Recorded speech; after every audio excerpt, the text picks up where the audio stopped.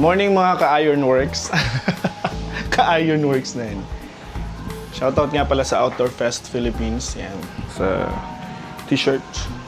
Pitmasters Club.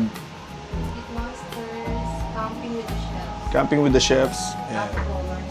Yan. Shoutout guys sa mga events na collaboration natin. And we'll have one coming up in October 2 to 4. That's a barbecue festival. Northbound. And we're collaborating with BruceCon. Ang team na naglilid ngayon na kasama natin is Northbound PH na mga homegrown PCP members din. Alright, silipin lang natin siya. Okay, so we have few units ready for finishing na lang to. Ito yung mga lalagyan ng mga tornilyo, ng mga temperature gauge, lalagyan ng logo. Yan. And then of course, finishing touches, no? So we have grande oven, then few smokers. We have classic rolled smoker. Ayan. So ito yung mga for delivery natin. And we also have mga finishing dito. No? Ayan, si Tone. So nililinis to ni Tone for powder coating. Kaway ka naman, Tone.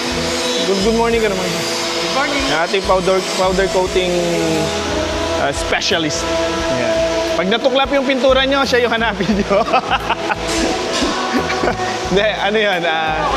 Basta, ito red to. Yan.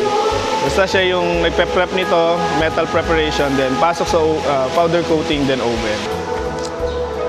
Si Tandoy naman is doing large prime, no? Or classic prime smoker. Yan.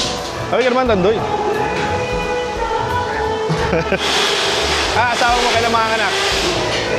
Ha? December. Grabe yung Christmas gift, ha? So this is a classic prime smoker, binubuo ni Tandoy. Itong firebox natin, square firebox na steel plate. Gawa sa steel plate. Yeah. Then, yun natin yung progress nung kay Sir Jun Salme, no? Ito, nakaangat siya. Okay na ba to, Mel? Yan. So this is a smoke box. Yan. Pwede siyang mag-grill dito. Then yung smoke coming from here, tsaka yung init, will go through this box. And meron siyang mga lulutuin din dito sa loob. Yan. Yan. Of course, may mga ash drawer siya. Yan. Kasi Kuya Jun, may binubuo rin doon na grande oven. So, laki din ito. So, normally kasi, lumalakas talaga yung oven natin.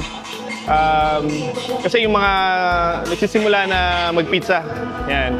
And then, pag lumalakas sa loob nila, gusto nila mas malaki na ng pizza.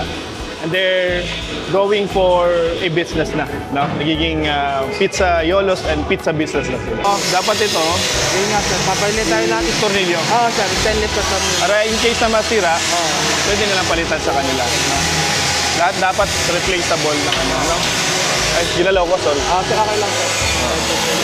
Kaya so, lahat ng sulok-sulok, singit-singit, no? Para ano tayo?